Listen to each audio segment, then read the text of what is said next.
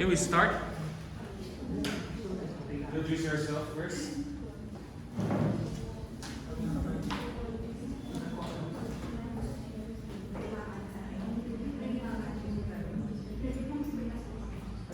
Okay, good morning everyone. We are the Group 3 and we will be discussing about the inventory model for manufacturing. And I am Fatma Walidia Masud. I am Javier Fernandez. I'm Mary Jasmine Elgin. I'm Gawin Quiroga. I'm Alima Nasalawi, and we are the group. One, two, three, four, five. You start on three.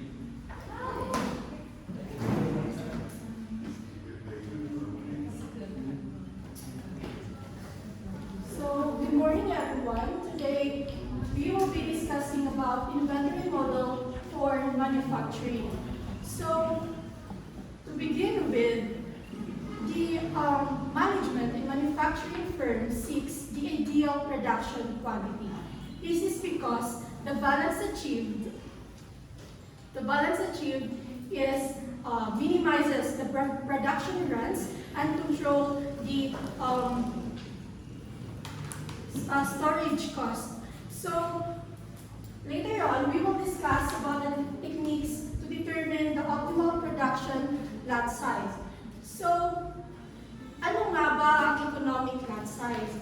So, ang economic lot size ay tinatawag din siyang ELS inventory model. So, dyan natin diniderive yung ating optimal lot size. So, ano nga ba yung purpose, bakit natin kinukuha yung optimal lot size or yung L asterisk? It is because para malaman natin kung ilan yung unit yung dapat natin i-produce para ma-minimize yung ating cost. So, halimbawa, mayroon tayong like company na nagmamanufacture, nagpo-produce ng vehicle. So, let's say for example, nag-set up siya ng production line to produce a batch. So, yung setup cost niya is may 1,000. So, if nag-produce siya ng 1,000, bale, per unit, meron tayong 1 peso na setup cost. So, dahil maraming pinroduce niya, it means na yung holding cost din niya is malaki. So, let's say, for example, yung holding cost niya is 5 pesos. Ganun. So, gamit ang ELS, na malalaman natin if ano ba yung unit na dapat natin i-produce para yung holding cost at yung setup cost is mag-equal at ma-minimize natin yung ating production cost. So, mayroon tayong mga assumptions na ELS. Siyempre, first, alam na natin, yung demand is constant throughout the period, which means hindi siya nag-change. Gets nyo? Yes. Okay. So, the next assumption is yung relevant cost lang natin sa ating ELS is yung ating setup cost at saka yung ating holding cost. And then, yung model na ina-apply natin is per item basis. So, naaalala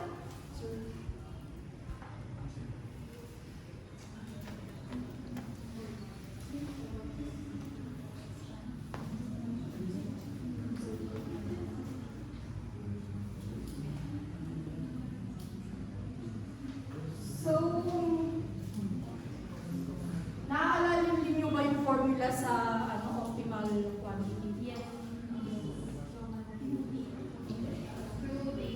So, di ba meron tayong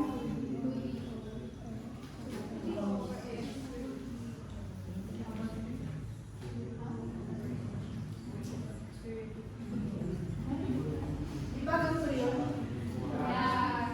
So, ang pinagkaiba nila is sa ELS, mawawala yung ating O. Itong O. Mapapalitan siya ng S. Tapos, madadagdagan siya ng P. So, ano itong P? Yung P is yun yung gaano kadami yung maproduce mo na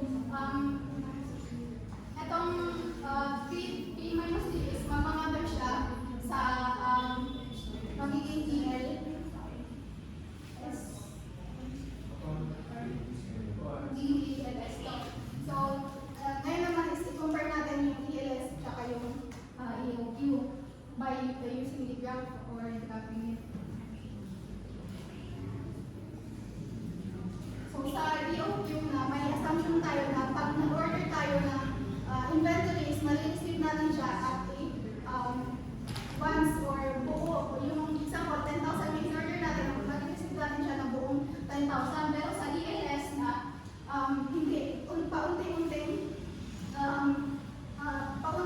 na-accumulate or na-ipon yung inventory natin. So example, i-graph natin yung ito yung level ng inventory at ito yung time. So example na i-OQ natin is 10K. Na pag nag-order tayo ng 10K is na-receive natin siya ng buo na 10K. So itong inventory is tsaka given din na cycle period natin is 5 days. So yung 10K is i-deplete or ibebenta natin siya sa loob ng 5 days. Sa loob ng 5 days, pag tungtong ng 5 days na, di ba magiging zero yung inventory. So sa point na to or sa time na to, yung dadating din yung in-order natin na inventory, kaya another 10,000 ulit. At tuloy-tuloy yung cycle dito hanggang sa maging 1 year na. So sa ELS naman, ang pinagkaiba is, diba sabi ko kanina na, dito na isang bagsakan or ma-receive mo siya ng buo, dito na kaya isa-isa. So example na, kaya dito yung ELS natin is 10K. Tapos i-graph natin siya.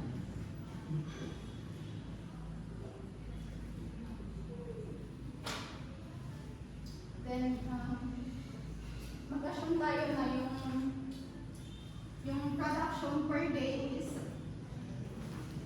2K, ganun. Tapos yung daily demand is 1,500. Okay. So, ang 10,000, yung 10,000 na to is mapuproduce natin siya ng mga ilang days. So, makukuha natin yung by dividing the ELS to production days. So, balik, mapuproduce natin yung 10,000 ng 5 days. Kasi na 10 divided 2 na 5.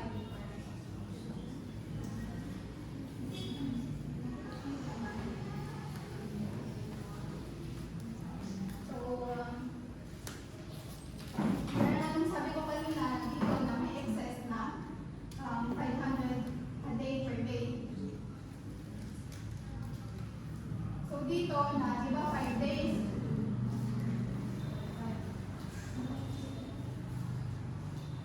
5 days yung matatapos tayo 5 days yung period na kailangan natin para ma-produce yung 10,000 na inventory. So every day, nakaka-produce tayo ng 2,000, tapos nakabenta ng 1,500, balik per day na may 500 tayo na inventory. Kaya mangyayari dito na mataas siya 500 hanggang tumabot sa 5 days. Balik yung inventory natin dito is 2,500. Tapos sa period na to, mag-stop na tayo ng production or ito yung tinatawag natin ng production period.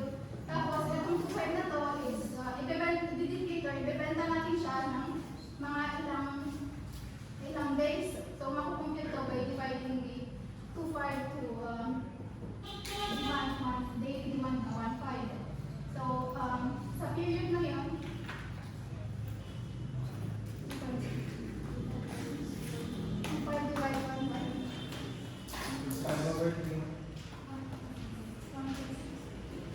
na 1.6.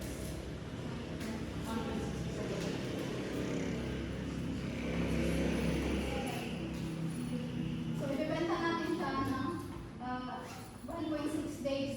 So, sa period na to is magiging zero ulit yung inventory natin. Tapos, etong period na to, kung saan nag-stop tayo ng production at binibenta natin ang inventory na, tawag dito na yung depletion period. Ito depletion, ito production period. Tapos, itong buo na cycle type ng production. So,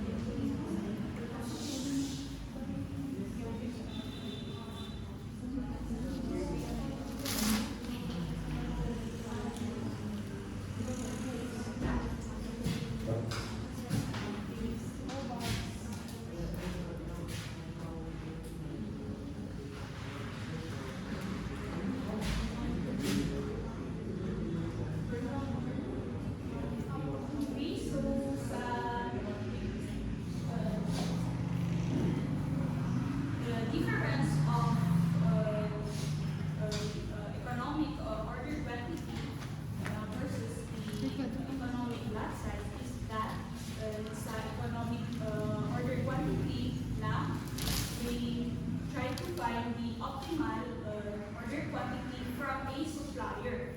While sa economic lot size na they try to figure out the ideal or the optimal production quantity that they produce. Sila kasi yung mismo nag-produce na kanilang product kasi sila yung manufacturing company. So let's try to solve the sample problem 1.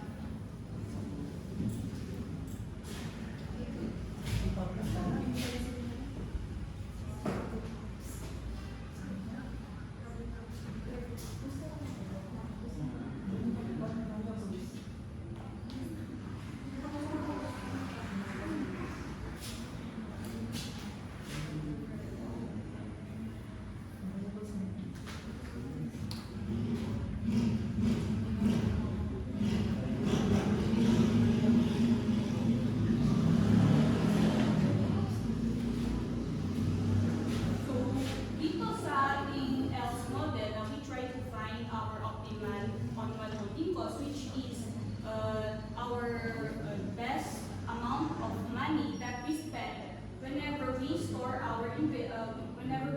and put our product in our inventory.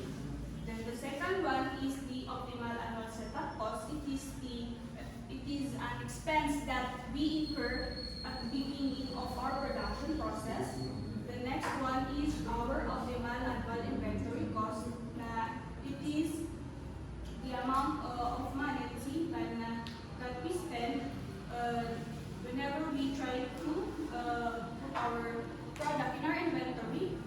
And the fourth one is our optimal production period. This is where how often we produce our goods that minimizes our cost and maximizes our profit. And the next one is we try to find our optimal maximum inventory level, or the IMAX. This is the highest inventory quantity that a firm should maintain. To minimize our cost while meeting the demand. Then the next one is the optimal depletion period. Itong depletion period is this is where yung inventory na accumulate natin is yun yung gagamitin natin para ibenta. And dito naman sa optimal cycle, this is the cycle, the whole period na gagamitin natin sa ating production. And the optimal number of cycle per year, or the number of production runs. So let us answer the sample problem 1.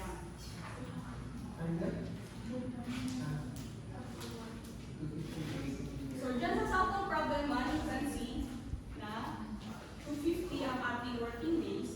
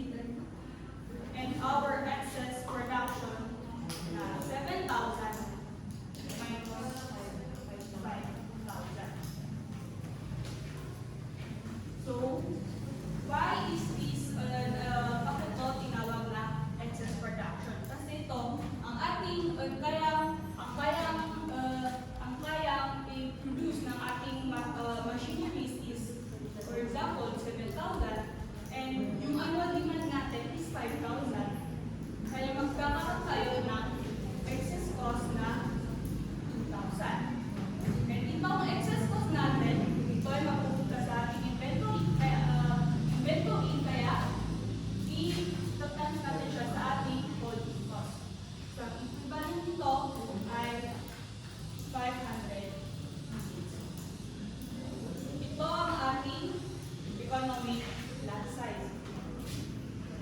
Okay, to find naman our daily production, small letter P, we divide our annual production divided by our working days. So, ang equivalent niyan ay 7,000 divided by 250 is equal to 28 units. So, ibig sabihin, ito ang ating daily production na napuproduce ng ating machineries. So, let us find naman our demand, our daily demand. Our annual demand divided by our working days, 5,000 divided by 250 is equal to 20. So ito ang ating ito ang ating daily demand. Ito namang kailangan sa lesson. It is stands for the time interval. It is how often the company uses their goods. After mo ma-compute itong lot size, i-divide mo sa ating daily production. So, mangyari, 500 units na ating lot size, i-divide natin sa ating daily production na 28 units. And makukuha natin ang ating computation na equivalent to 7.86 days. So, ibig sabihin ito, this is how often the manufacturing company produce their goods. Okay, let's try to use naman our IMAX or the maximum inventory quantity.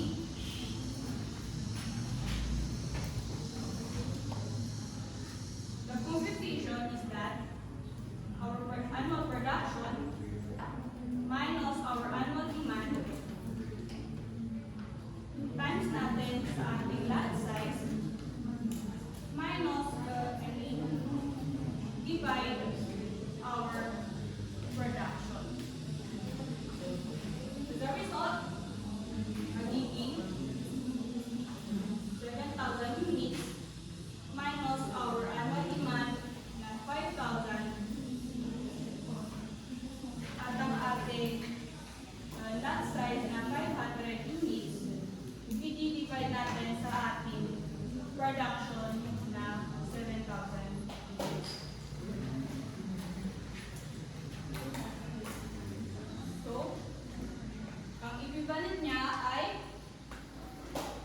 142.86 units.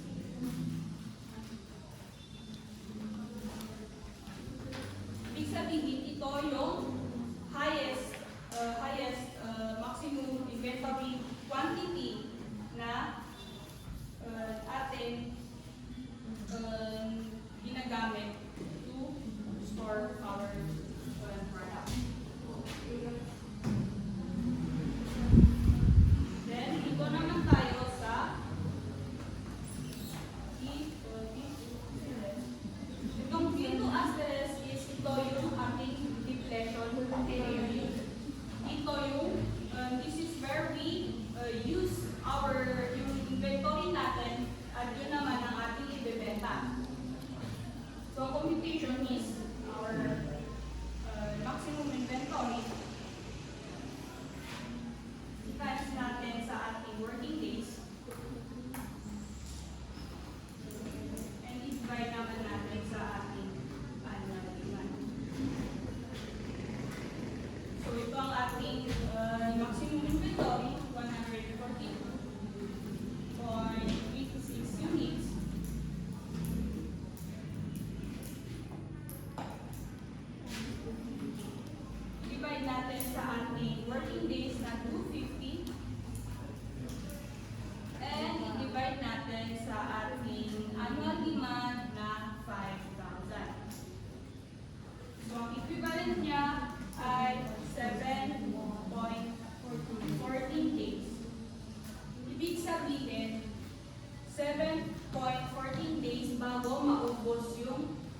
inventory na ating ibebenta. Dito naman is our cycle. Our production period. I-plus natin sa ating depletion period. And makukuha natin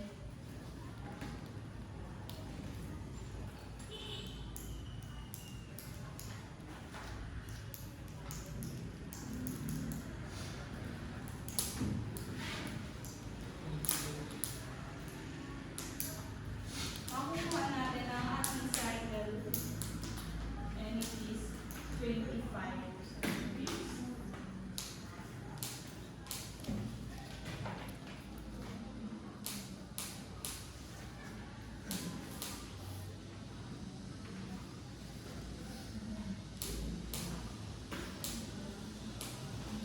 So how do we compute our annual holding cost? We compute our annual holding cost by we multiply our holding cost in our excess cost, which is production, minus our annual demand, and divided by 2 feed our production. So ang ating holding cost is 28. Ang ating production period is 7,000. And ang ating holding cost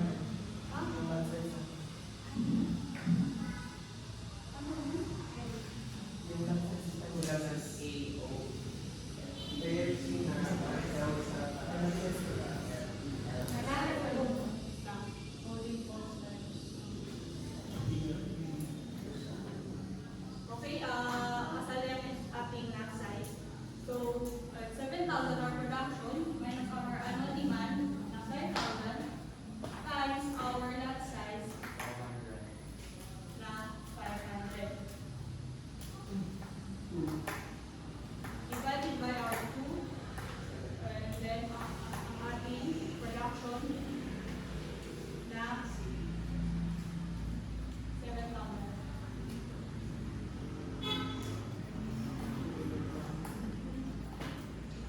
So, ang equivalent niya ay 2K. Then, let us find naman ang ating annual setup cost.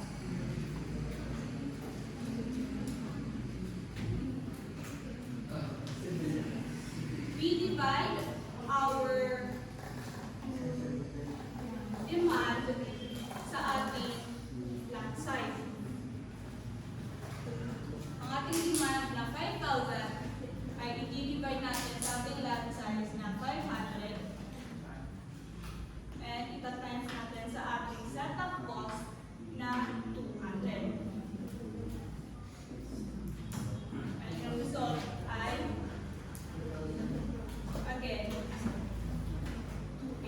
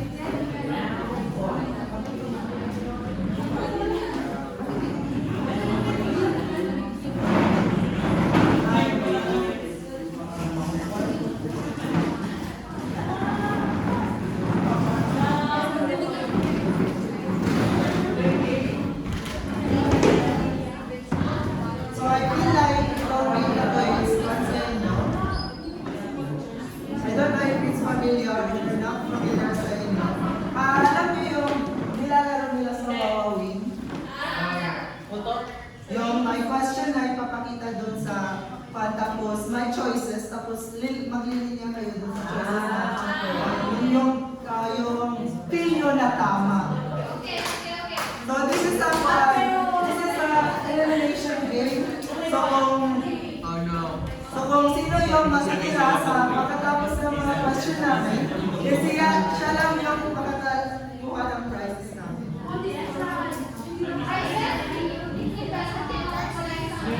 Ay, grabe naman. Surprise namin. Okay, so Let's go! tayo lahat. I-1 mo muna yung tatlong chairs mo. Kasi bakit niya? Guys, ang GT tayo wala. Ito yung choices. Letter A, letter B, and letter C. 1, 2, 3, 1, 2, 3. May favorite.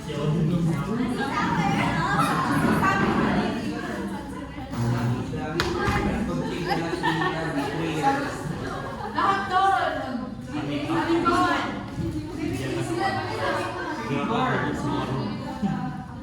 Hoy, hindi daw Ay, hindi dapat sa topic namin yun. Lahat. Previous facts or wala. So ito ipapakita namin yung question, tapos may choices. 1, 2, 3. Wait lang. Wait lang. Ipapakita namin yung question sa iyo, tapos bibigyan muna kayo namin ng 10 seconds para mag-decide kung ano yun. Tapos, pag sinabi namin go, pupunta kayo doon sa choices.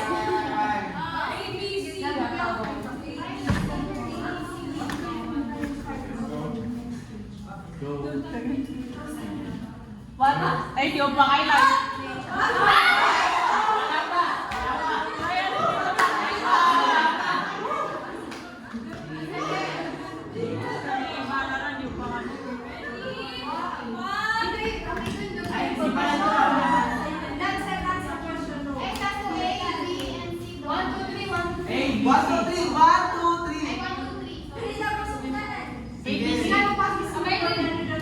Question number 1. 1, 2, 3, go. Wala pa daw. And Ay, 5 seconds na lang. 5, 4, 3, 2, 1, go!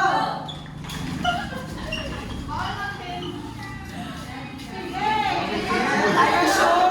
Yes. 3, 2, 1, answer.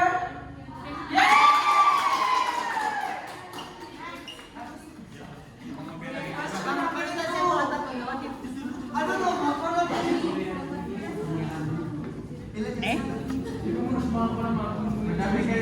Tabak mas kayo. Next question! Duali pa. Wala tayo? Hindi mo na. Okay, second question. Go, second question. Nabuy dito. 4, 3, 2, 1, go!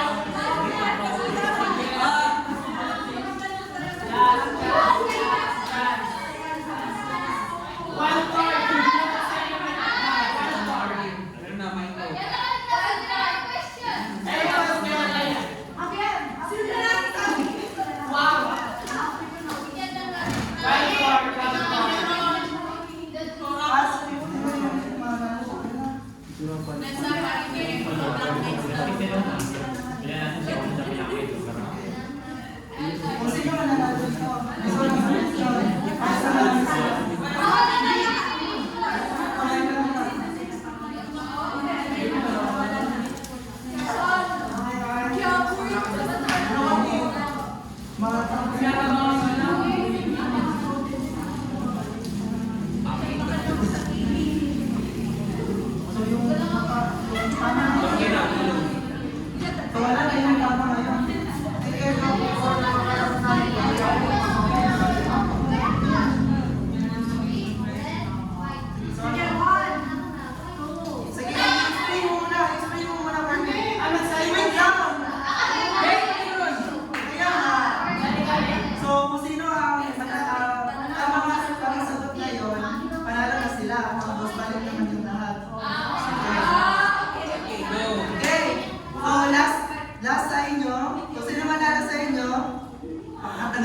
nice. Sige, next question. 3, 2, 1, make your choice. 3, 2, 1. Ilan sa mga training mo to? Sige, Sige, balik kayo, balik. Balik, balik kayo, balik kayo. Ito lang tatlo yung hindi nyo nakasali. Ah, nanalo naman sila. Diskarte lang ba? Sir,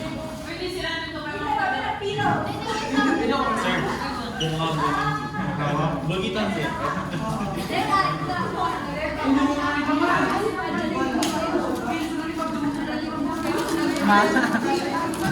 Sophie! Si Sophie!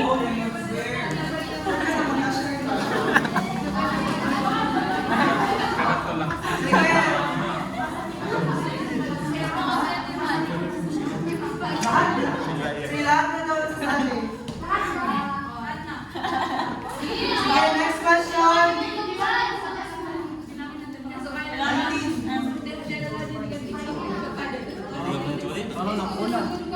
Ah, ito na yung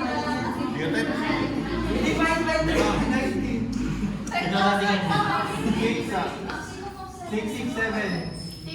6.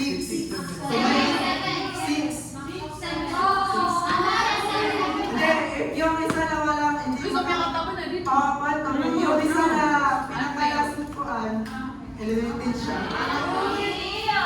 Bale, for sa number 3, ma-anin tayo na. So, first, Mga kabangan ng Godini sa'yo. Oo. So, may limit. Kung sino yung unang 6 dito, sila lang. So, yung mga yung mga exes, pili na lang kayo kay Bang Choy, baka correct. So, ready na? Handa na ba? Yes, sir. Handa na ba? Next question. Umayon! Wait lang. 5, 4, 3, 2, 1, go! 3, 2, 1. 1, 2, 3, 4, 5, 6. Ano may sali? Dito, 1, 2, 3, 4, 5. O, 6 na sila. 1, 2, 3, 4, 5, 6. Out ka na. Out ka na. 7 na lang. Sige. So the correct answer is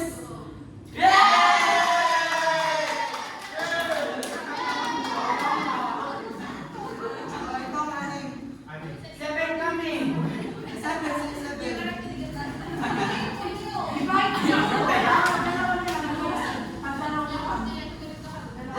Sure kayo?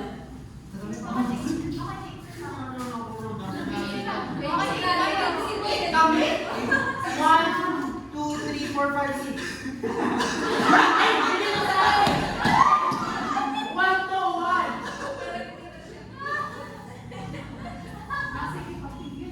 Hindi o, ano to? Balik mo. Away! So, ilan? May impostor.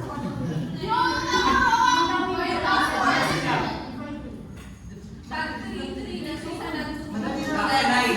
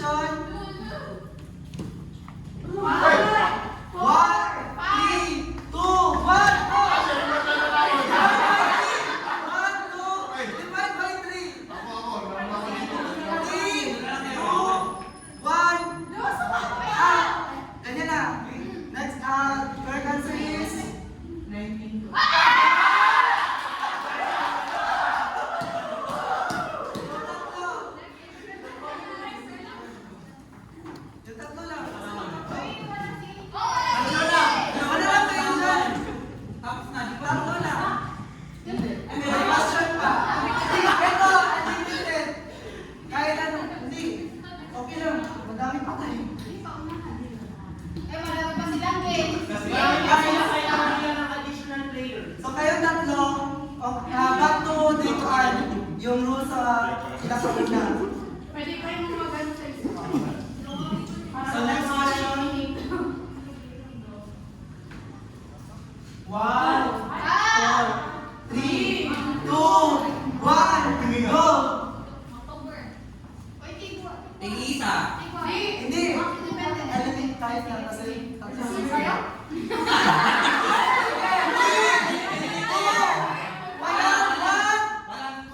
Tanungin mo sila kung magpapalit sila ng shirts. Mapapalit kayo hindi! Short kayo hindi! Short kayo hindi! Ito lang ako. Last chance!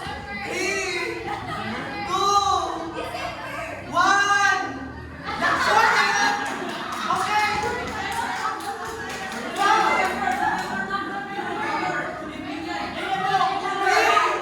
Last chance! 3, 2, 1!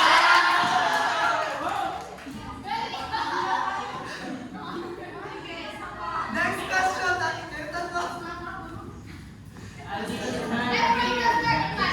Next question!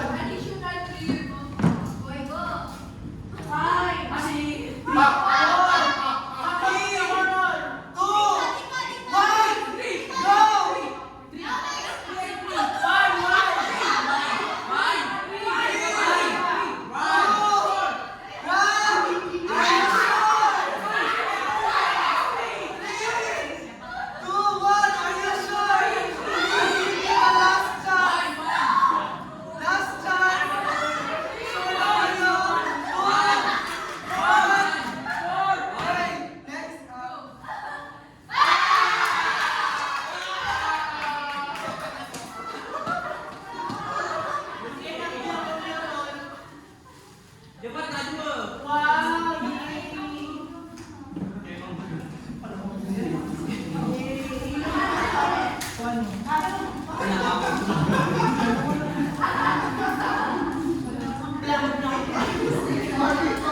Yun lang ay meron.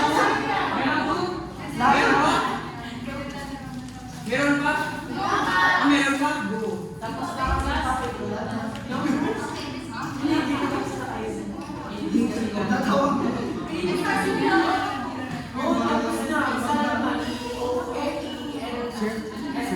Yung sa, yung kasi yung pag-consult ko ng PERT at CPM na, isa lang po kami sir. Separate sir. Ano na yung what word? PERT, CPM.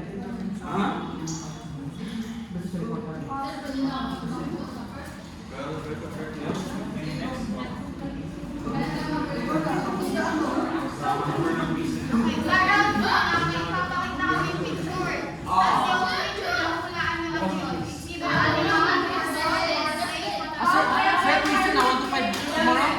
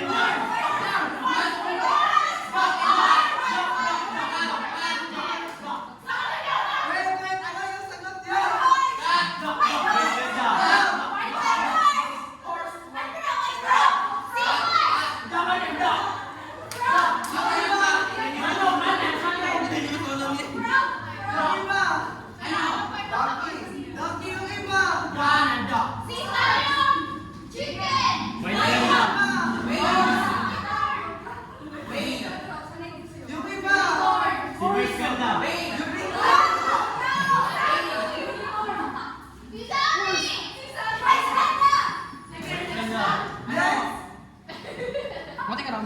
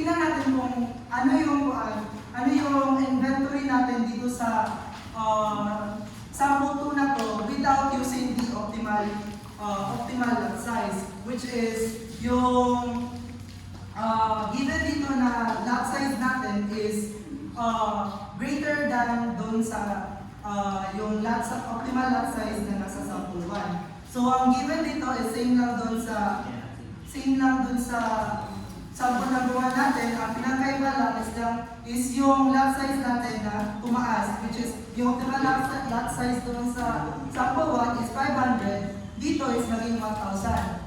Remember, ito is hindi siya optimal, lot size lang siya. So first is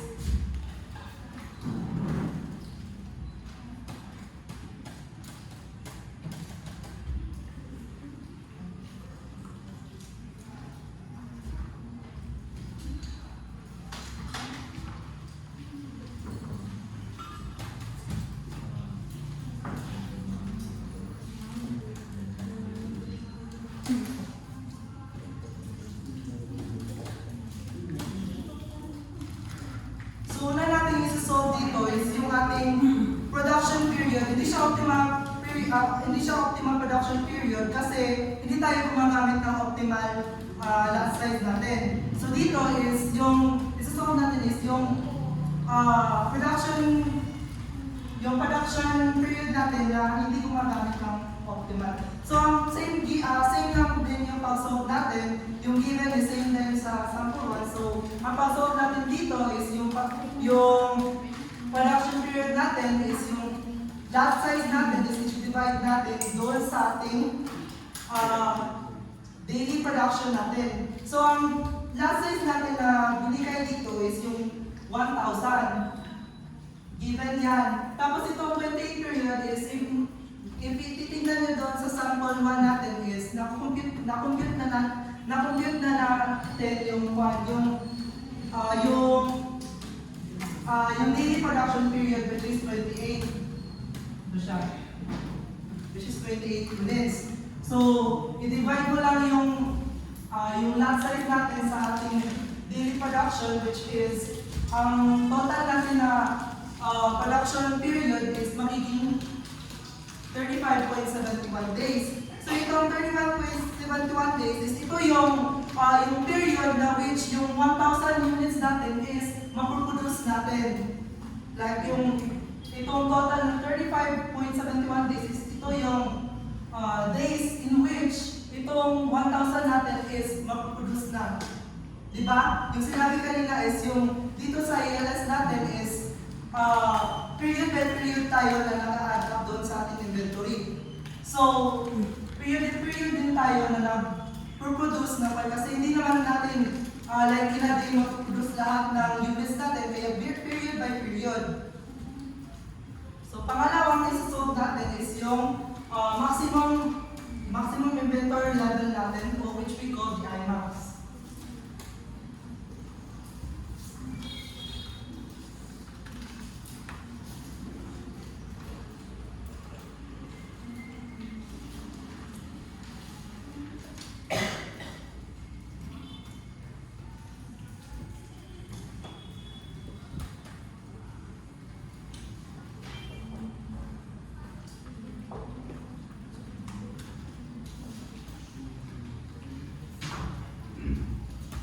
So, ang formula natin sa IMAX dito is yung excess natin, ita-times natin doon sa ating lot size minus doon sa ating annual na production. In which, itong excess natin is yung annual natin na production is equals to 7,000. Tapos yung annual demand natin is 5,000. So, ang sagot sa pag-minus natin sa production at saka sa demand natin is yan yung tinatawag natin na excess o yung excess production natin. Tapos in order for us to get our yung maximum inventory level natin, ita-times natin yung excess natin dun sa ating lot price divided by the annual production natin, which is 30,000. So ang sagot dyan is 285.71 units.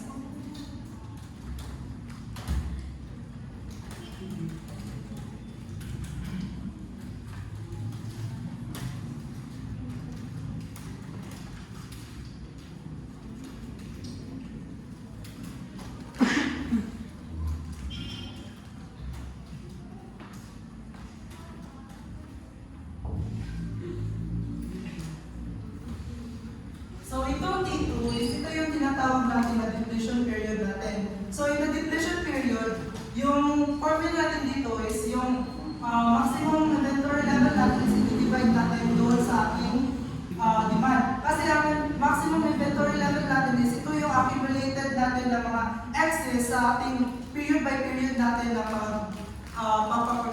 sa production period natin. So yung accumulated dyan is what we call the maximum inventory level. Diba sa EOQ is yung maximum inventory level natin doon is yung na-purchase natin. Kasi if ano yung na-purchase mo, is yun din yung maximum inventory level na makukuha mo. Dito kasi sa IMAX is, diba, daily lang tayo daily tayo nag-produce, daily din yung demand sa atin. So yung kung ano yung natitira doon is yun yung inventory level natin na makukuha natin. So yung accumulated doon sa period by period kasi daily, maybe daily yung nila demand, daily yung production nila. Yung accumulated doon sa period na yun is yun, total nun is yan yung i-IMAX natin. Kaya di-divide natin sa demand natin kasi para malaman natin kung ilang days ba matatapos natin na madideplete yung IMAX natin, yung excess na natira doon sa production process natin. Kaya di-divide natin sa demand natin. So, ang 285.71 units natin na IMAX, ay yung IMAX natin, is divide natin sa 20 na given doon sa sinuot natin na daily demand natin. So, we will have 14.21 days para ma-deplete natin yung excess na natira doon sa inventory natin. Next naman is yung cycle natin.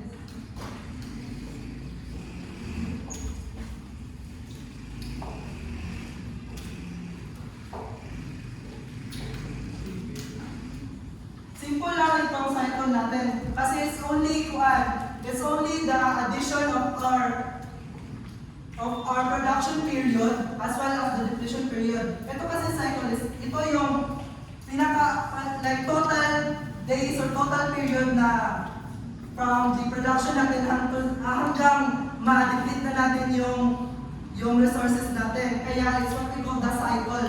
Kasi from the start, mag-produce tayo, i-deplete natin, another cycle na naman, mag-produce tayo, mag-deplete na naman tayo.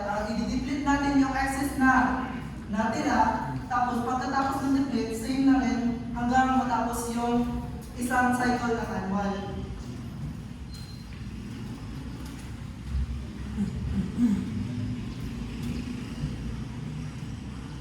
Next is the number of runs. O ito yung tinatawag natin na ilang production period ba ang kailangan nating gawin sa isang year or in a 1 year or in one period.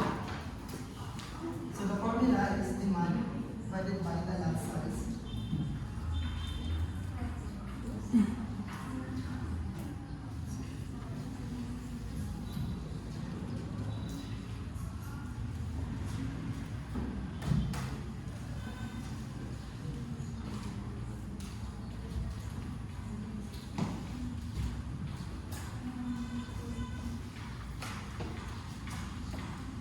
So, in order for us makuha natin yung production natin, yung run sa production natin, is i-divide natin yung annual demand natin sa ating lot size. Kasi yung lot size natin is ito yung minimum natin na minimum cost sa inventory natin na para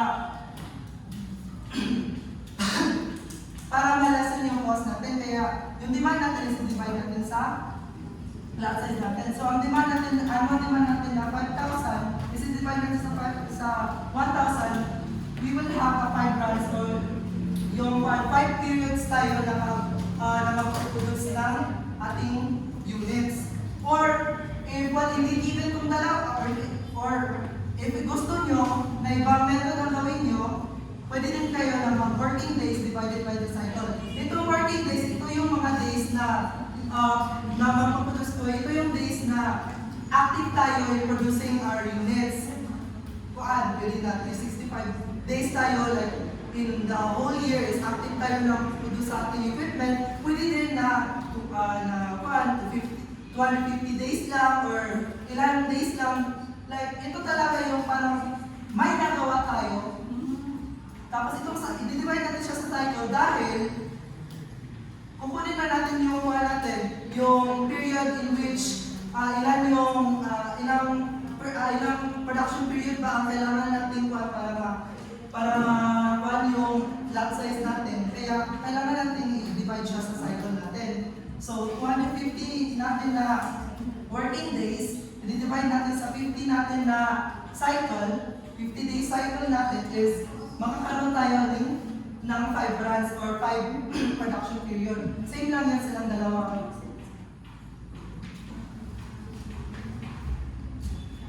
So next is yung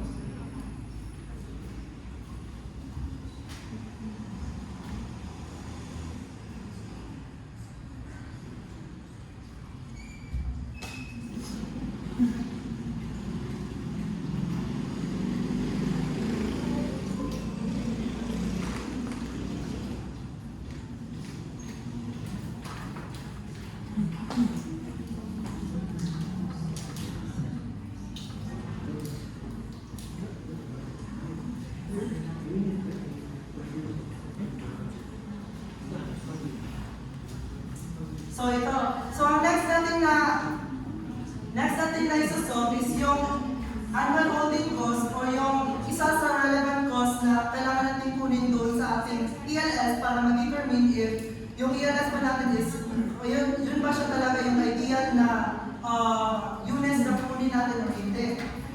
So in this problem is, since hindi naman tayo, hindi tayo gumagamit ng optimal, so hindi natin makuha if paano ba siya, ito ba talaga yung ideal natin kasi hindi tayo gumagamit ng optimal. So the formula is yung holding cost natin kasi annual holding cost yung kailangan natin kunin times yung ating excess production natin times yung lot size kasi ito yung holding cost is one of the relevant costs niya kaya kailangan siya dito divided by 2 times sa production capacity natin. So ang holding cost natin which is 28, i-times natin sa excess capacity excess production natin ng 2,000 times sa 1,000 natin na lot size, divide natin sa 14,000 natin, makukuha natin sa sagot is 4,000. Ito yung cost na may incur natin para in storing the inventories o yung mga na-produce natin. So, ito kasi yung sa ELS,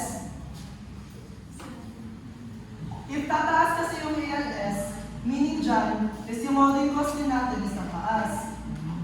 So, naman. Ito pala.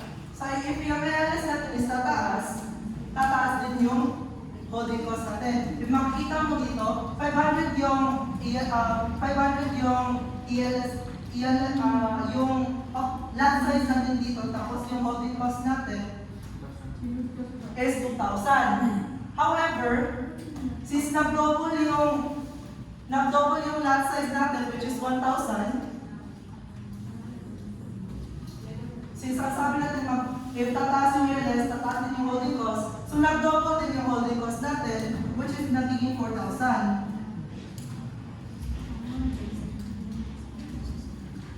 So, yung pangalawang kukunin natin is yung pangalawang relevant cost ng ating ELS, which is the annual setup cost.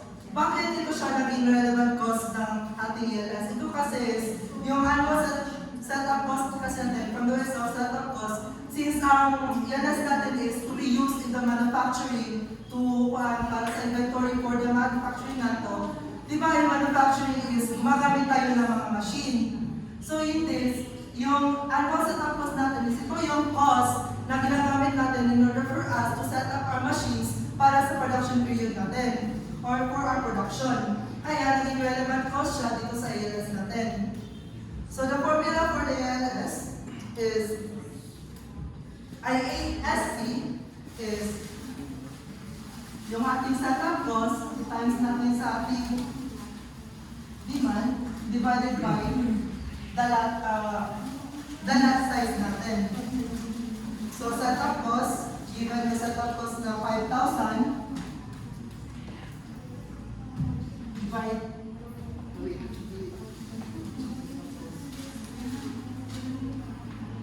yung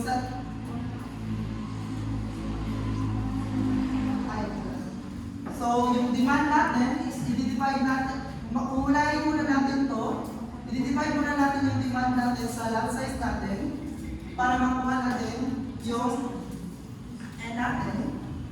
Tapos ita-times natin siya sa ating setup cost para makuha natin yung cost natin na kailangan para i-set up natin yung machine natin.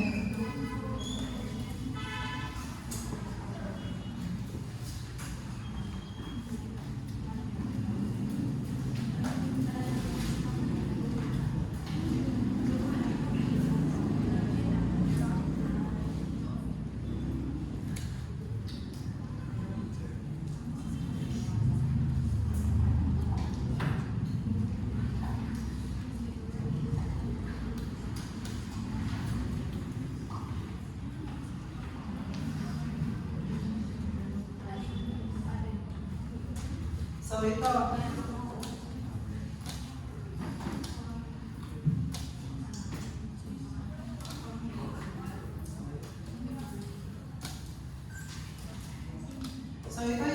sa setup cost natin. If ang ating ELS is if yung units natin is mataas, yung setup cost natin is mababa. If yung units naman natin is mababa, yung setup cost natin is mataas. So parang siya, inversely proportional sila sa yung units natin at saka yung setup cost natin. Ito siya is directly proportional. Directly proportional, ito siya is inversely. So kaya nga, if dito na 500 yung natin lot size dito, yung ASC natin is 2,000, dito na dyan is mababa, so meaning mataas yung AC natin. Since dito is mataas yung units natin, bumaba yung AC natin. Kaya naging 1,000 siya. From 2,000 naging 1,000. So na-half din siya. Same siya sa ating holding cost. So next is yung annual inventory cost natin na same siya sa paano natin nakuha yung total production cost doon sa EOQ natin na i-add mo lang yung relevant cost ng ELS natin para makuha. So, ELC natin na 4,000, i-plus natin sa 1,000 natin na ASC, magiging 5,000. So, if we compare the two, in which annual inventory cost natin sa problem na hindi tayo gumagamit ng optimal lot time kaysa doon sa lot time natin na gumagamit tayo ng optimal na yung lot time natin dito is 4K and dito naman is yung lot time natin is 5K. ano yung mas, ano yung pipiliin natin na sundin na pagkuhan sa inventory natin? Pag-compute sa inventory natin. Yung lot size bucket. Oo, di ba? Kasi yung ELS natin is, the point of our ELS is to minimize the cost of our annual inventory. Kaya kung ano yung mas less ang magagasto natin, doon tayo pipili. Kaya nga, tinatawag siyang optimal because optimal equals to ideal. Ito yung ideal natin na cost na para ma-lessen yung inventory natin. So, yun lang po sa number 2. Good morning,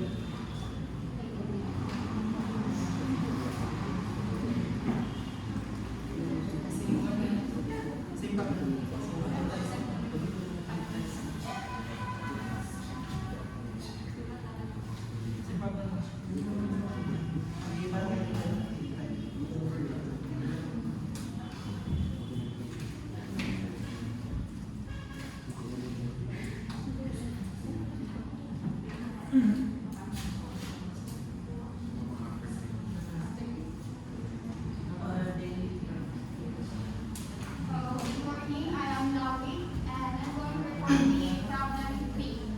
So, hindi po ako magaling mag-explain, so please, pakisabi if maintindihan na intindihan. So, let us refer to problem number 3.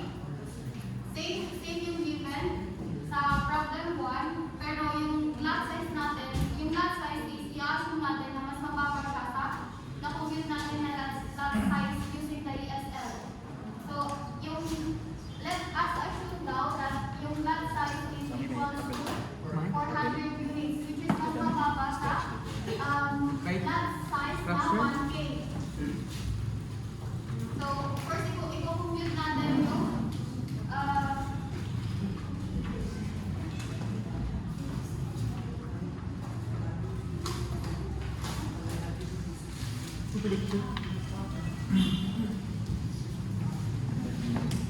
So, first, i-compute natin yung optimal production period. So, yung production period, i-compute natin yung production period. So, ang formula is PI is equals 81 is equals to L divided by P. L divided by P. L divided by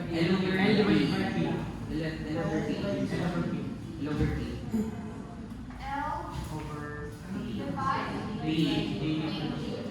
So, ilan again? 400. Divide 28. daily production. 28. 28.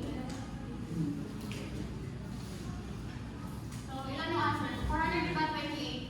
5.7. 14.285. The bracket of 14.29.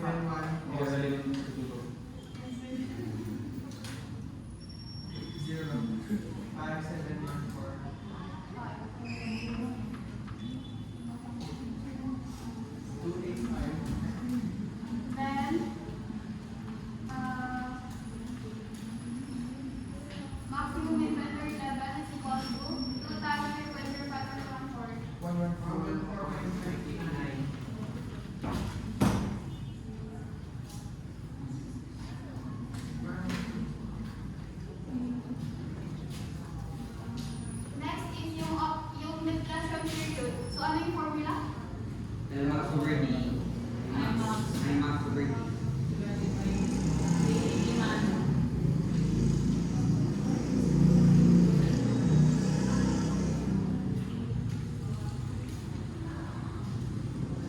I max equals to 114. 9 divide.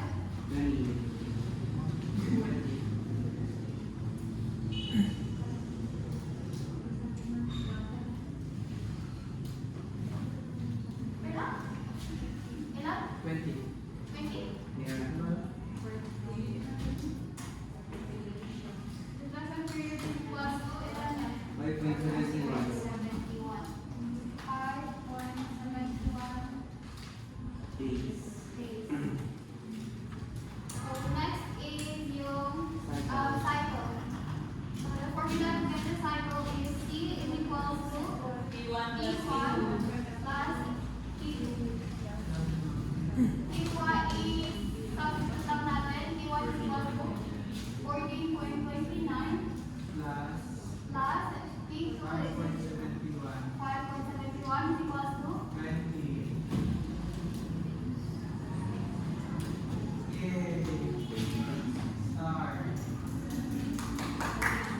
next is yung number of cycle per year. So ano yung formula?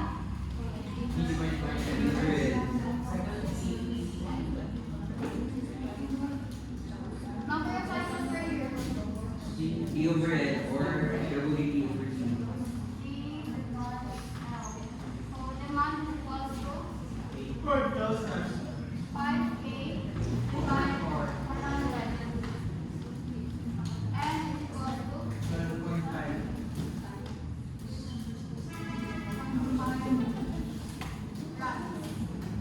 And then next is yung annual holding cost.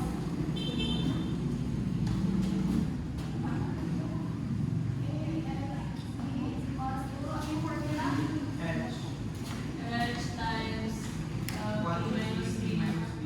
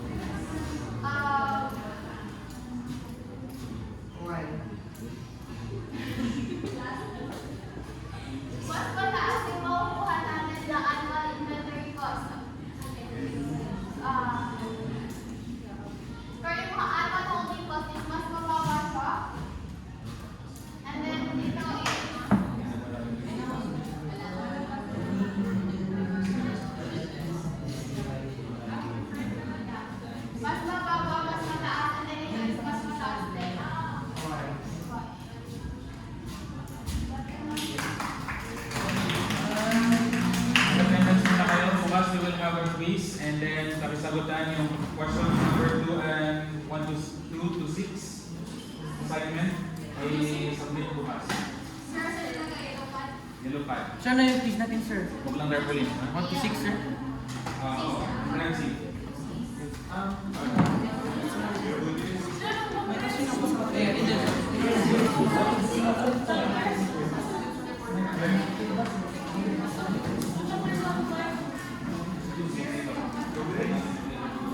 Sir?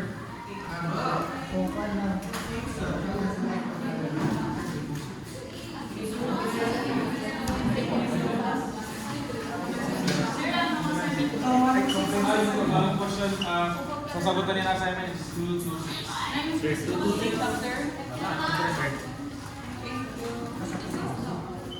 Sir, chapters 1 to 5? Oh, 1 to 5. Ala, lubat na pala ako.